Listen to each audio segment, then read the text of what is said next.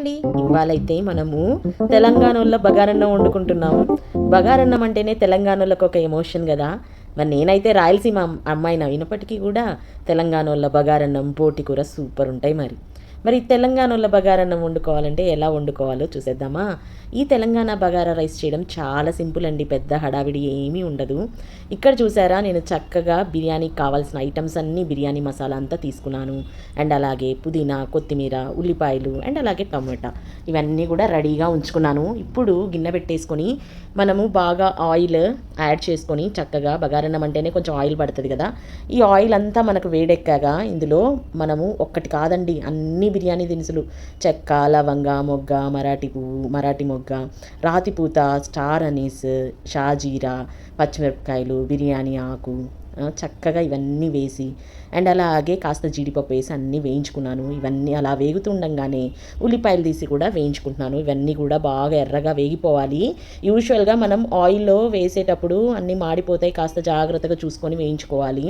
అలాగే కొత్తిమీర, పుదీనా, గుప్పెడు కొత్తిమీర యాడ్ చేసుకొని చక్కగా వేయిస్తూ ఉంటే ఆ సువాసన వస్తుంది చూసారా. ఇంకా ఎంత ఈజీ అంటే అంత ఈజీ అనమాట ఈ రైస్. నేనైతే ఒక గ్లాస్ ఫుల్గా బియ్యం నానబెట్టి పెట్టుకున్నానండి. అండ్ ఇది అలా వేగుతూ ఉండగానే ఇక్కడ 2 స్పూన్ల అల్లం వెల్లుల్లి పేస్ట్ యాడ్ చేసుకున్నాను. ఇంకా ఒక పెద్ద సైజ్ గ్లాస్ తీసుకొని బియ్యాన్ని చక్కగా కడిగేసుకొని నానబెట్టేసుకున్నాను. అది నానుతూ ఉండగానే ప్రాసెస్ చేసుకుంటున్నాను. ఇప్పుడు ఒక చిన్న సైజ్ టమోటా ముక్కలుగా కట్ చేసి యాడ్ చేసుకున్నాను. ఇవన్నీ కూడా అలా మగ్గిపోతూ ఉండగానే నేను ఎసురుకు తగిన వాటర్ ఇందులోకి యాడ్ చేసుకున్నాను అనమాట. ఒక గ్లాస్ తీసుకున్నాను కదా, అందుకే 2 గ్లాసుల వాటర్ యాడ్ చేసుకుంటున్నాను. ఇప్పుడు ఇందులో కాస్త ఉప్పు టేస్ట్కి మనకు యాడ్ చేసుకోవాలి. అంటే ఈ నీళ్లు మనం రుచి చూసినప్పుడు ఉప్పుగా ఉండాలన్నమాట.